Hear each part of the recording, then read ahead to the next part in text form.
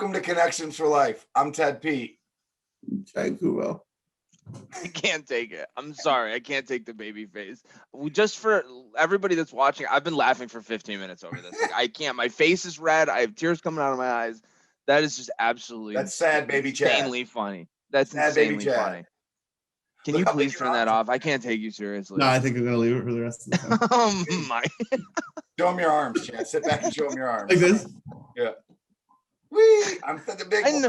I normally don't find these that funny, but that one got me. Anyways. Okay, so I'll stop it. I got to stop. Back to our regularly scheduled program. Chad watched hockey, Joe coached soccer, and I coached basketball all weekend. So we had a big event take place last week. Why don't you gentlemen tell us a little bit about it? Still trying to get my face off. Oh man, last week, so last Tuesday through Thursday, we hosted the UPSCO Corrosion Expo. We had almost 600 unique registrants to the event, which we thought was a huge win. Couldn't really complain about that. But also at the same time, we definitely couldn't have done it without all the speakers, instructors, and presenters that just brought some really neat stuff from the industry. Some stuff that I still don't understand, but that's okay. But just what a week, what a tiring week too, huh, Joe? Yeah, it was good. I mean, we had 3,217 registered people for classes. So through all the courses, obviously there was multiple people in multiple courses, but I consider that a pretty good effort. So I think it went well. The content was amazing. The speakers were awesome. I think the best part for me was being able to get to meet so many people that I didn't know before. Yeah. That were just really very gracious with their time. So thank you to everybody that may be watching that presented. We really could not have done this without you. The platform and putting it all together is a part of it, but without the presentations and your involvement, we couldn't have handled this. So thank you guys. And in Joe's defense, he wanted to thank every person that had anything to do with it, but we'd still be here for another. I got vetoed. And I'd forget and stuff. It's just also that. So, but anybody that attended, thank you as well. We couldn't do it without people coming in and listening, essentially too. And kudos to you, to my colleagues in arms here. You guys did an excellent job on it. It was well received in the industry. Everybody I know who attended it said how great of a job that you guys did to present it. So that's awesome. Yeah, I such a mush brain. Yeah, me too. So, Chad, who's coming on to join us on the show today? This week we have Dave Schryver from the APGA. That stand for? And that Joe can take what's it stand for? It's the American. Go ahead, Joe. That's like a tongue twister for me. Go ahead. I couldn't do it. I'm so glad you did it in the. Can you let me do it?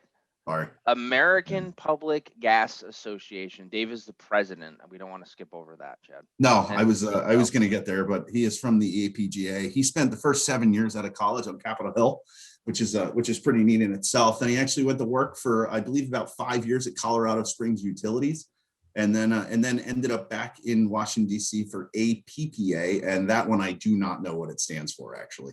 But side of things. Yeah, it was on the electrical side, and I think he's been with APGA for the last 10 to 12 years, and he's now the CEO essentially. I think it's 14. It was between 10 and 15, so I took a stab at it. But he's now the CEO of APGA, and man, just a lot of fun guy, a really fun guy to talk to. I mean, we had a lot of fun with him over the last couple of weeks, just getting to know him. Hockey guy like you guys, so you guys did have a lot in common. So just a really nice guy.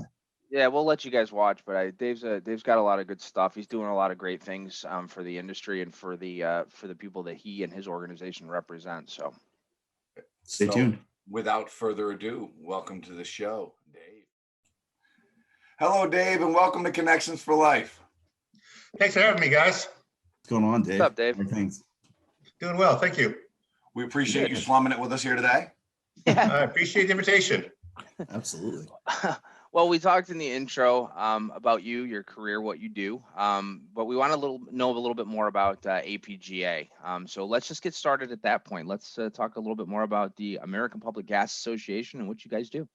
Sure, no, appreciate the question. Our association represents municipally owned or community owned gas systems. There are about 1,000 of them in 38 states. heavy concentration in the Southeast. I always joke that we're an SEC association because as natural gas came out of the Gulf of Mexico, for a lot of small and medium-sized communities, the only chance to get that gas into their community was to create their own system. So we have a lot of members in SEC states, but as I said, we do have members in 38 states. Our members nationwide serve about 6 million customers. The difference between us and the investor-owned utilities primarily is size. While we do have some large members, San Antonio, which is CPS Energy, City of Philadelphia, most of our members are small to medium-sized communities. And the difference between them and the investor-owned also is that for the most part, they're locally regulated. Now, safety regulation is still done at the state and national level, but their rates are set by a locally elected or appointed utility board or city council. So local control is a big issue for them. They're part of the community. I always say that, our members are more Main Street than Wall Street because they are part of their community. Just you had mentioned before, who's the largest municipally run gas utility? Philadelphia Gas Works is the oldest and largest public gas system. They serve about 500,000 customers. I have to interject and say that was a Joe Gas fact one week on our show. It was. Philadelphia was both the oldest. Yeah. So I don't recall. It was like 230 years or something. It was old. Like it was a long time. I know that. That's crazy. That is wild. So Dave, I guess, now that we know a little bit about what you guys do, how did you get involved in it? I mean, I guess there's some type of timeline that takes you into being the president now. Yeah, I think I've been very fortunate throughout my career. I started on Capitol Hill. I worked in Congress for 7 years, which is why I have no hair. And then after that, I worked for Colorado Springs Utilities out in Colorado Springs for 5 years. And Colorado Springs Utilities is actually a public power and a public gas system. So I had worked with both APPA and APGA while working for Colorado Springs Utilities. Foolishly made a decision to move back to DC from Colorado, and was fortunate enough to get a job on the electric side with APPA. Worked there for a couple of years, and then I had an opportunity to join APGA. Joined as the Vice President of Government Relations, and moved up to Executive Vice President. And I've been in the CEO role now for about 2 years. That's awesome. So I've been very, very fortunate throughout my career. That must have been a tough choice leaving Colorado Springs. It's a beautiful area. It's a great. I was going to say the same thing. It really is. It's a beautiful area of the country. Colorado. It's a great state if you like the outdoor activities. Yeah. Colorado Springs was a great city. It's a large enough to make you feel like you're in a big city, but not the downside of a big city as far as high housing costs or bad traffic. People were great. The community was great. I go there. Well, I used to before I don't go anywhere.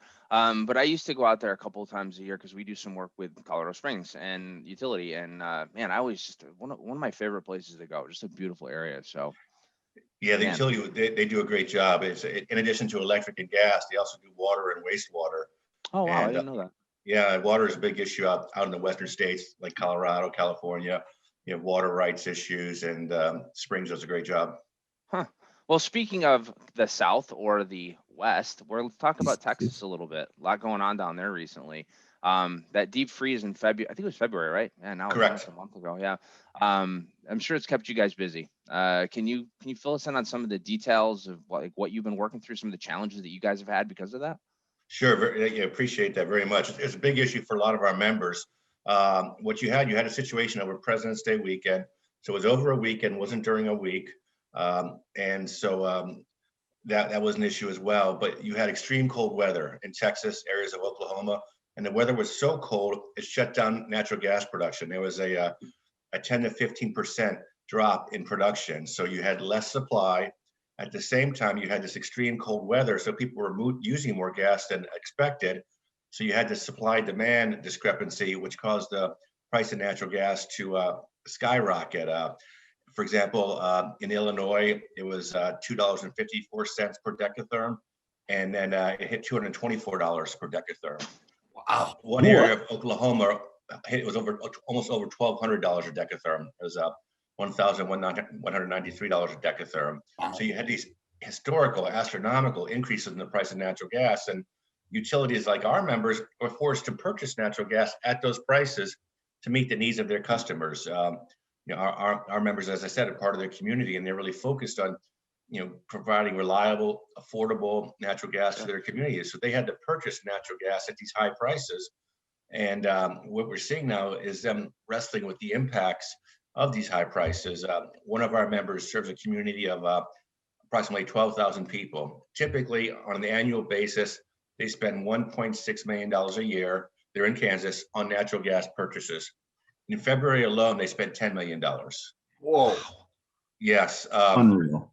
Yeah. So we're hearing a lot of those horror stories, throughout our membership. Now, the price increases got as far as Alabama, but, in Alabama, the price just went up, from $3 to roughly $12. But, you're seeing areas of the Midwest, Minnesota, other areas that had these high increases, and our members are wrestling with that. Every state's handling it differently.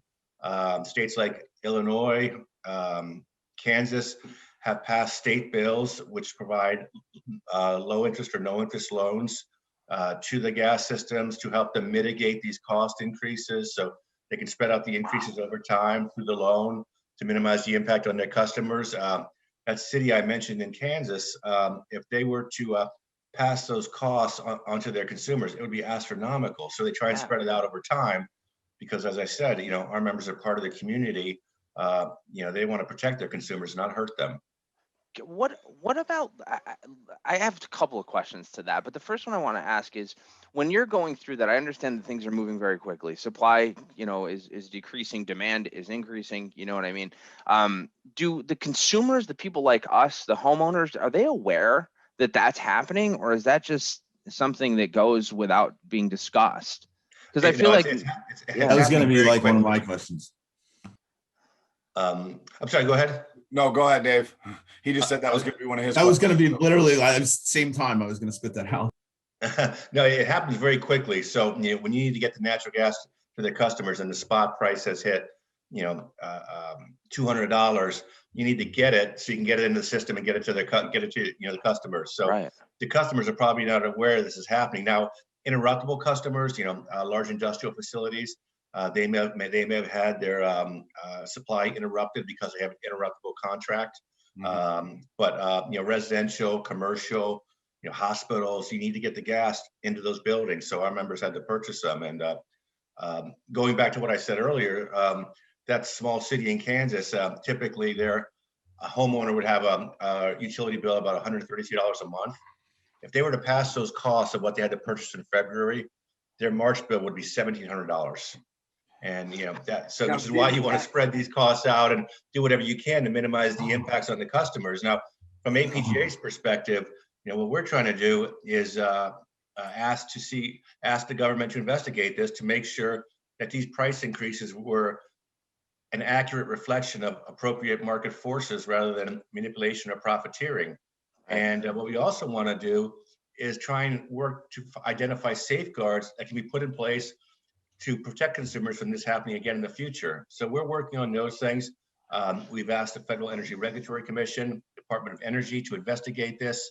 FERC is investigating this. We've asked the House and Senate Energy Committees to hold hearings on this. Okay, this is an important issue.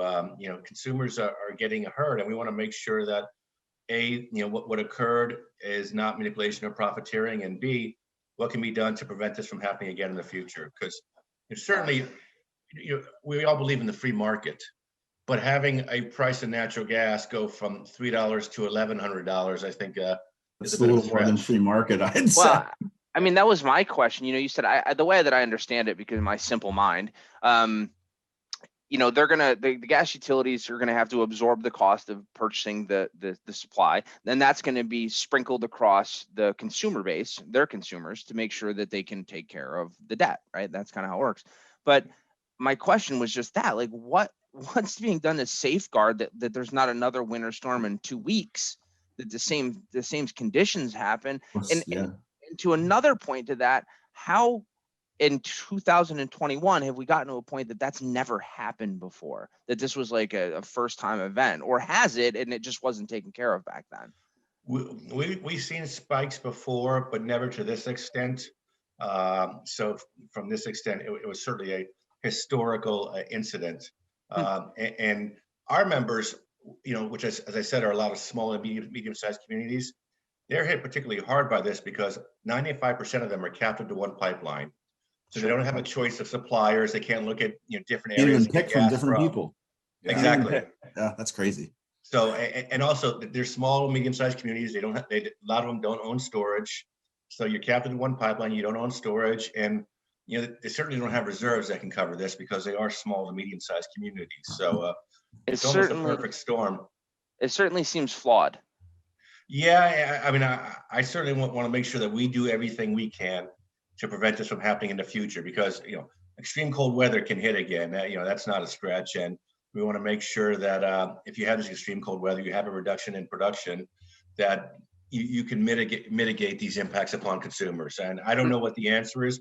We're looking at it. We have people within my association a lot smarter than me and a lot more engaged in gas supply markets, looking at this and seeing what we can put forth as a solution. Because I think everyone will agree that some type of safeguard should be put in place to prevent this from happening again. I'm blown away. They put safeguards in place so you couldn't charge more for hand sanitizer. Yeah. Like, you know what I mean? Or toilet paper. Yeah, or toilet paper. It just blows my mind. But not life-sustaining fuel. Exactly. And natural gas is a commodity. That's true. But it's not beer. It's not milk. It's not wine. It's not even toilet paper. It's something you need to heat your home, to cook your food, to keep your family safe and warm. And especially during extremely cold weather. So absolutely. I have one other question. I know we're going a little off script here, but I find this interesting, so I'm going to ask it. Why doesn't this type of thing happen in northern climates where it's always cold? When we have 6-8 months of cold weather, why is that not something that ever happens when in upstate New York, for example, it's negative 12 degrees for 3 weeks? Yeah, I think what prompted this crisis was the cold weather, which and brownouts you had in Texas and which shut down production.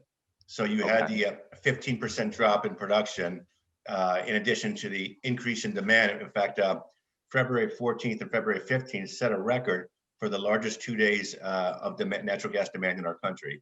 So you had those factors together, which has made it, as I said, a historical event. Plus, the storm was so large, the whole country was cold at that time. Yep. Interesting.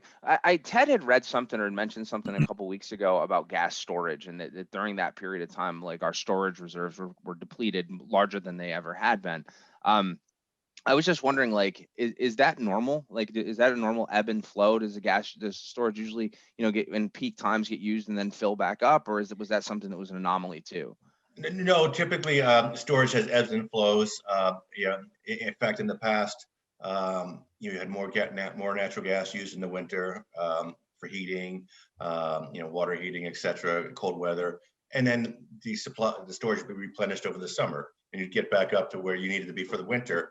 But now, so much of our generation is utilizing natural gas that it's almost a parallel market, both winter and summer, in terms of demand, because natural gas for generation is one of the fastest uses, most increasing uses of natural gas. Gotcha. Cool. Wow. That's pretty amazing, Dave. That's all really good information that most people don't know, that we don't know. Joe, also really good questions out of that.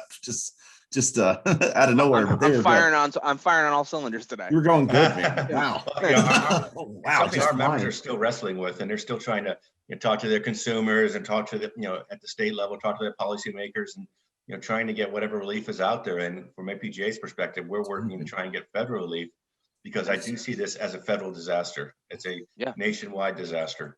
It's unreal. What kind of time frame are they talking about sprinkling that payment off to consumers? Like, are they going 5 years, 10 years, 20 years? I think it varies. The states that have passed those loans, it varies. But if you could sprinkle them over 2 to 3 years, it's going to help minimize the impact. So you don't have that February bill that goes to $1,700. People wouldn't be able to pay it. No. Then you got a whole different set of problems. And especially right now, with the pandemic and people struggling, going to paycheck, and a lot of our members actually have moratoriums in place to stop disconnects, because they recognize that challenges people are facing. So it's a tough time. It's pretty wild. So Dave, you've pretty much spent your entire life or career, I shouldn't say life, but your entire career in energy and utilities, essentially. What's been the biggest change since you started, especially in the side of the industry you're on that we're so enamored with? What are some of the biggest changes you've seen? Within the energy industry over time, you've seen, people move away from coal for generation, more natural gas for generation. So that's been a big change. More increases in natural gas use for generation. Our market, the direct use market, and that's who APJ represents. It's direct use. So, natural gas utilities that serve consumers who utilize natural gas, whether for a commercial business, industrial business, to heat their home, heat their water, cook their food, a clothes dryer, that demand has really been stagnant. It hasn't increased that much because of improvements in efficiency. While, we've increased the number of customers, we haven't seen the demand increase because of efficiency, which I think is a great story to tell. Joe has told that story on the show on Gas Facts before about just how much gas, like we use almost the same amount of gas we used like 40 years ago. And it's because of the efficiency. It's pretty neat. Yeah.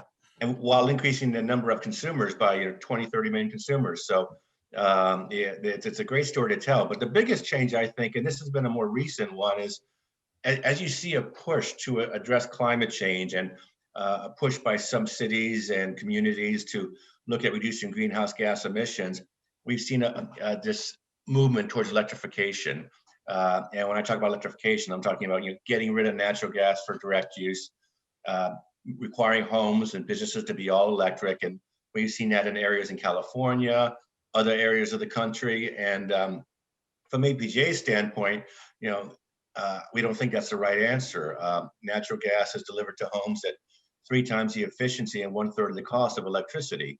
Yeah. Now, right now, as a country, let's say we're about 20% renewable, and a large portion of that is hydropower, and it's going to be hard to build new hydro.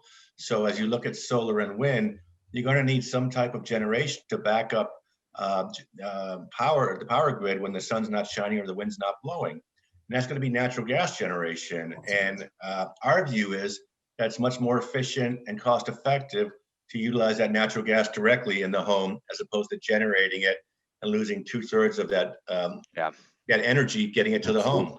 But those pushing for electrification, think that we can be all renewable, and practically, I think at being 20% right now, you can have a legitimate debate as to whether we could get to 50%, nonetheless 100% renewable. In addition, I think we have a target on our back because at the end of the day, natural gas is a fossil fuel, and that's why there's a target on our back. But we think we have a very good story to tell. We think we're part of the solution to reducing greenhouse gas emissions. Our members have made investments into renewable natural gas. So, capturing natural gas that would have gone up naturally in a landfill and utilizing that natural gas.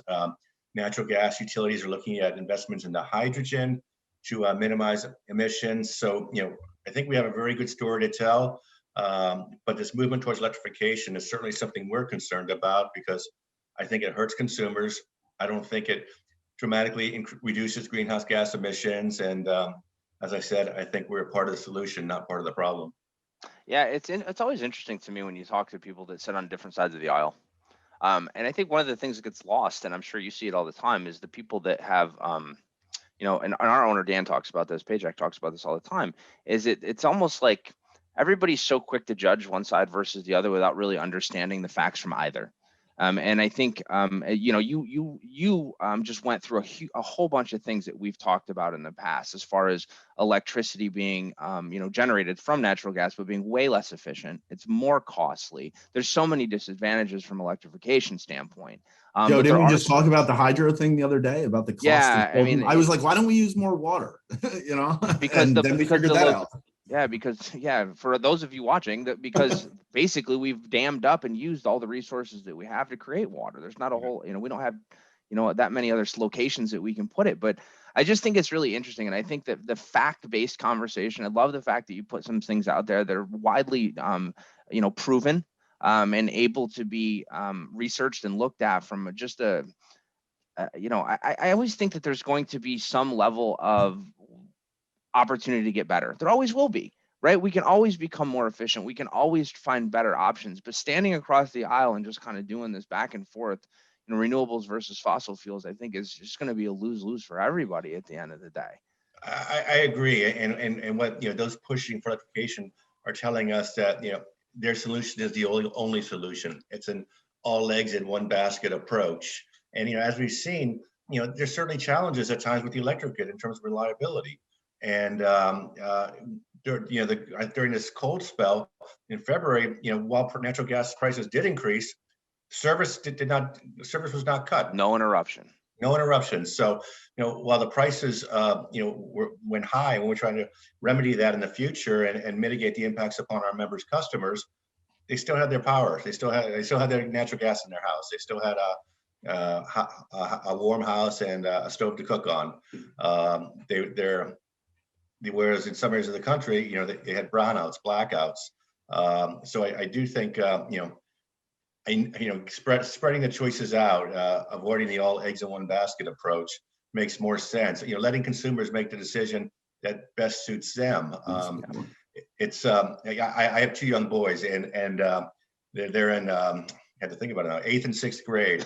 So they're beyond the point where I can help them with their math homework. Now I can solve the problem, but I can't solve the problem the way they're taught to solve the problem. And that's what the other side is telling us is the only way to solve the problem is this way. Now, in the real world, we know that's not true. Yes. In the real world, I can solve the math problem. I just can't solve it the way they've been taught.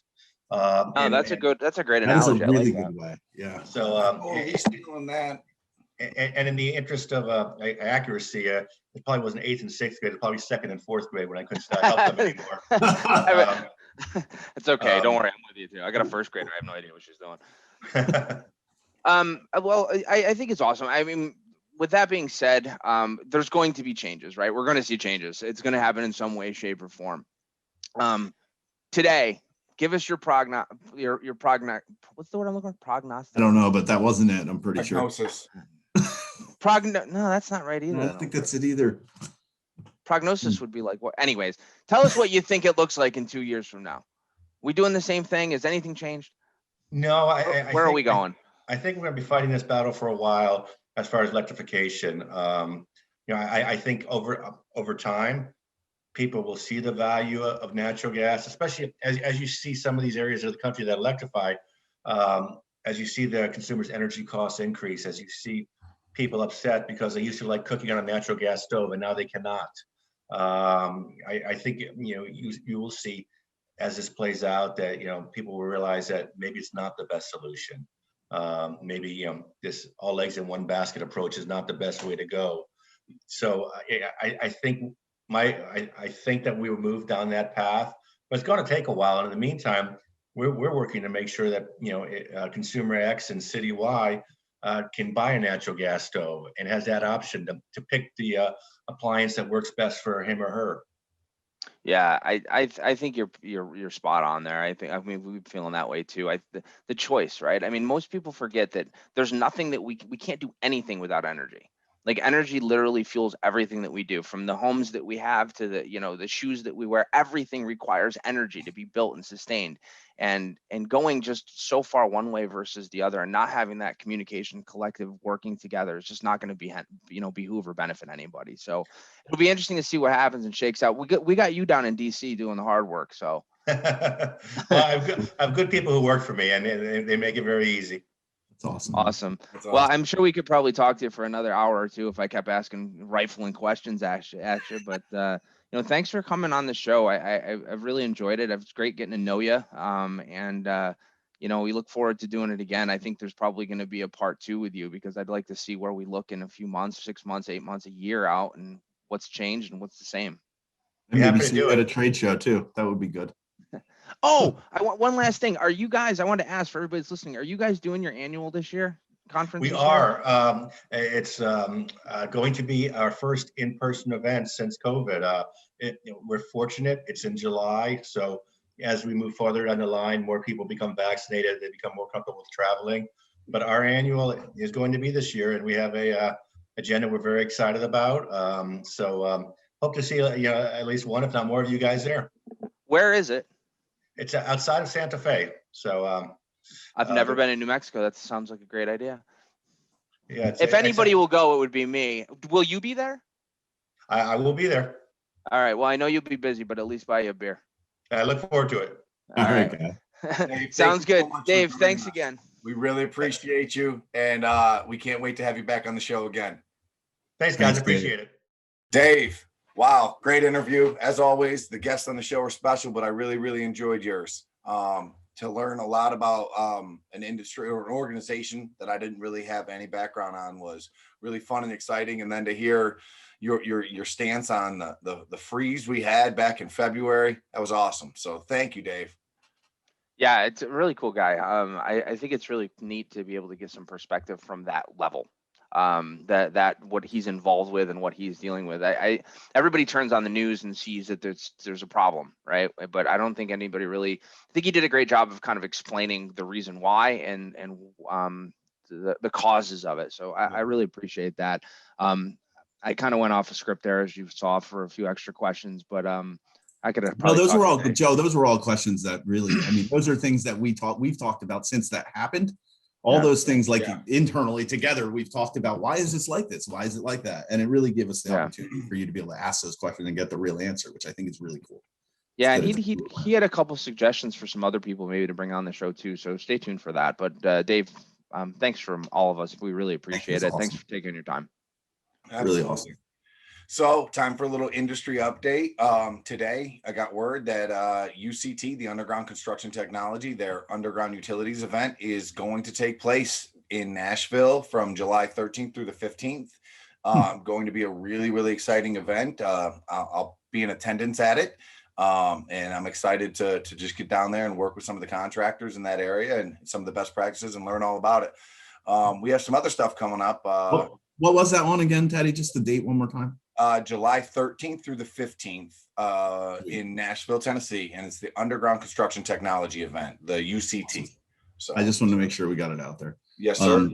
The one I wanted to share was the APGA annual conference. Obviously, Dave was just on. We just talked about it a little bit, but I just wanted to bring it up again. That's July 25th to the 28th at the Hyatt Regency Tamaya Resort. And that's in a town that I can't pronounce called Santa Ana Pueblo. Ooh, I did good. New Mexico.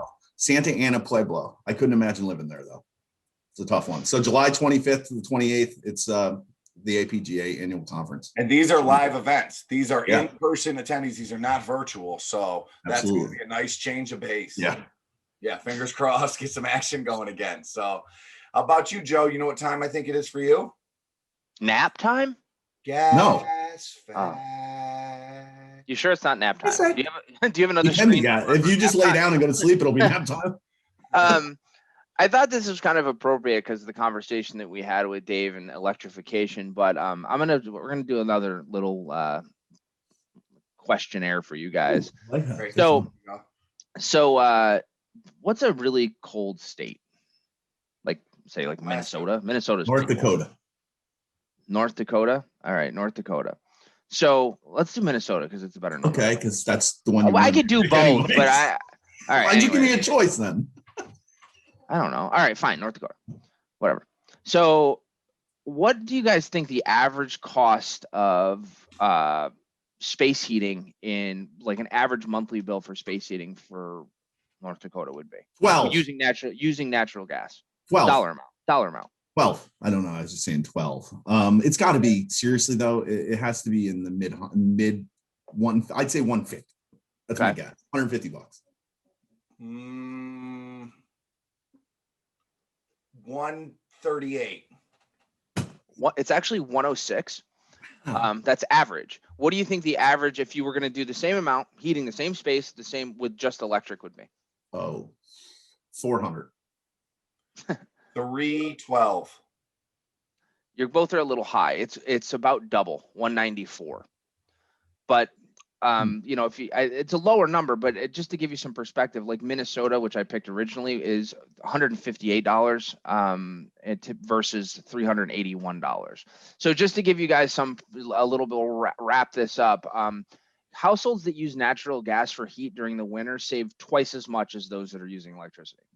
just to give people some perspective. So it's usually a 2-to-1 ratio. If you're going to use $100 of natural gas, you're going to use $200 of electricity. So I mentioned it when we got off, guys, but I was serious. I think I said it afterwards that my mom would pay like $400 electric bill to the point where when I moved out, essentially, and it was just my mom and my stepdad there, very illegally, they actually had kerosene heaters on each floor, just like a kerosene heater in the middle of the floor because they couldn't afford to pay for the electric bill to keep the house heated. I mean, it's just crazy. I grew up with kerosene heaters in my house. Yeah. When I moved in with my mom, when I was a younger kid, we had wood burning stoves. Just electric, it was just so expensive. And as I said, when you mentioned that, I installed several baseboard electric systems in my day as an electrician, man, and it's just. It's unbelievable the misnomers that are out there and the misconceptions that are out there about heating with natural gas versus electricity.